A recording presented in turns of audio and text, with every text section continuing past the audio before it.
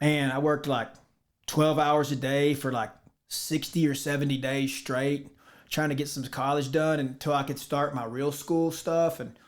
And I graduate, in December this year with my bachelor's, and then in January I start my master's. But my whole mission is kind of you can call it a men's ministry. That sounds real formal, but it's more of a, hey man, I know where you're at. I know.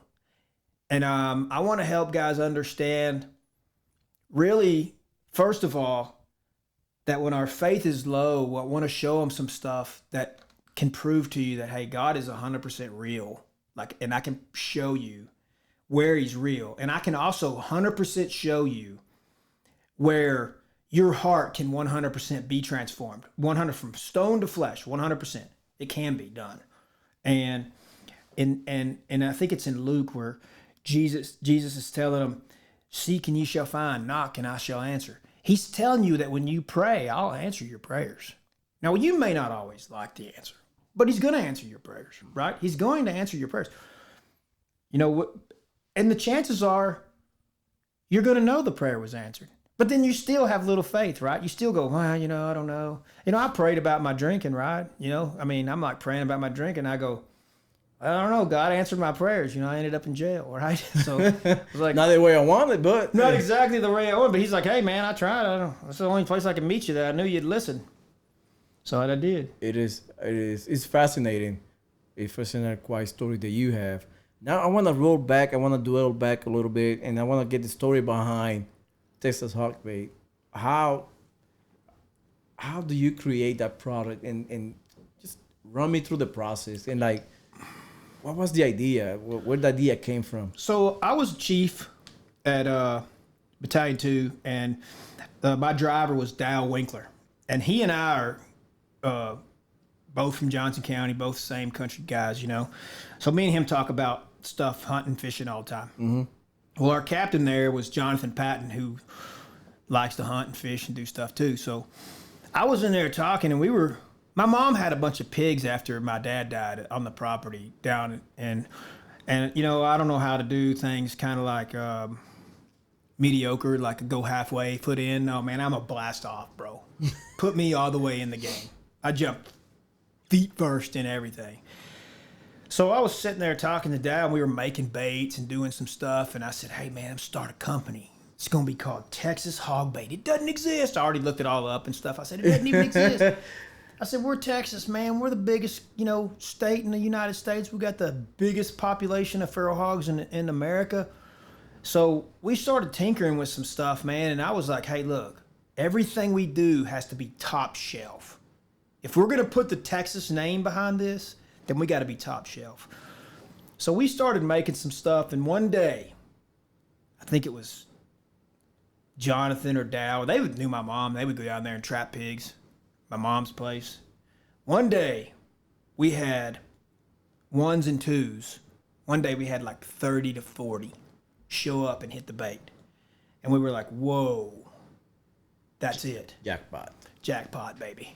And we did it again, and we duplicated it. Moved it, duplicated it. Moved it somewhere else, duplicated it. Moved it across the state, duplicated it. Basically, you were trying to get rid of the one-off. Yes. Let's see if we would look at other people's attractants and see what they were doing. Mm-hmm. And we would even send some of their stuff to labs. And I knew this, that like, if you're going to make an attractant for feral hogs or for anything at all, it kind of doesn't need to be a gimmick. You know what I mean? Like, there's so many of them that were. Like Moultrie and those other guys, they can get away with it. They can get away with making a gimmick because they're huge, man. They got SKUs on everybody. People just don't know. They got their brand all over it, yeah. People don't know. They don't know that that's literally milled alfalfa hay. And they'll throw molasses in there. They'll take milled alfalfa hay and molasses, and then they'll sell it in a bag, and you don't know. You don't know what you're buying. You're like, hey, man, they ate it. But the scent, so it's like a sphere, right? We used to always talk about the sphere of smell. Pigs can smell 5 to 7 miles, right? So corn is a small, small circle.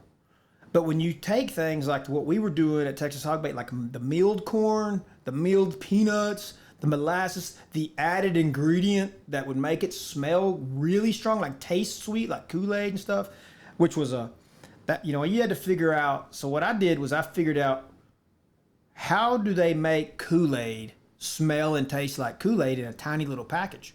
How do they take Neo in a tiny little package and one little squirt makes your water taste like that? How do you do that? So that's where I went, was I got to find out how they do that, because that's what we're going to do. And it took me, man, about almost 2 years maybe to figure that out. I figured it out. So I don't want to blow their cover, right? But it's nothing in that attractant that's not supposed to be there. So we figured that out. Then we started really moving it. Started moving. Well, we made just a regular, that's when we had like a regular LRA, just the green bag. Well, then we made the Sawine Crush. Well, I'll give credit to Ryan Shepard. He was riding with me in the Suburban one day, and I told him, he goes, man, you ought to call it Sawine Punch. Like, get it? Sawine? I was like, oh yeah, Shep. Sawine. I get it. Right. So I said, hey, I'm actually going to call it that. So we made the Sawine Crush, and man, it started blowing off the shelves, right? But we're teeny tiny, man. You don't realize all the stuff that goes into the logistics of this thing. We talked about maintenance of your lawnmower. You got to sharpen the blade. You got to make sure it's got oil in it. I can't even imagine just the permits and the so you have to go through the ag department and get permission to become a legal, like a feed mill. Mm-hmm. Then when you sell, like in Georgia, you got to pay like a feed, like a agricultural. It's not like $50, $100. State fees. You got to pay state fees. So your ingredients have to meet the national guidelines. You can't have stuff in there that's considered toxic to because certain states may say, no, that's banned in our state. Well, if you're going to be in Pennsylvania, you can't have a banned product in Pennsylvania. You're not going to be able to be there. You're going to get fined for being there, even though you're in Buc-ee's or you're in another distribution center. So once we got all that stuff sorted out, well, now, you got to have this UPC code. Oh, yeah, the UPC. So it's like this own individual, what this particular product's. You have to be registered and everything. Yeah, so you have to get a UPC code. That UPC code is attached to a UPC code that goes to a case. That UPC code is attached to a case that's attached to a pallet. So you see the UPC codes have to all be linked to an entire pallet all the way down to the bag. Sometimes you got like 5 UPCs. You have 4 UPCs easy. 4, easy. Yeah. Easy. So you'll easily run, your UPCs can get crazy. So figured all that stuff out on the fly, right? Then we start realizing, packaging. Where do you get packaging at? I wanted to do everything made. First of all, I care about Texas first, right? So everything has to come out of Texas as if it can come out of Texas. Second was, I'm an American-made company. It has to come out of America. I mean, we don't want to sell out. Which is really a sad part of the deal, because, we shipped out Constitutions with all of our stuff. We were 100% born and bred Texas and America.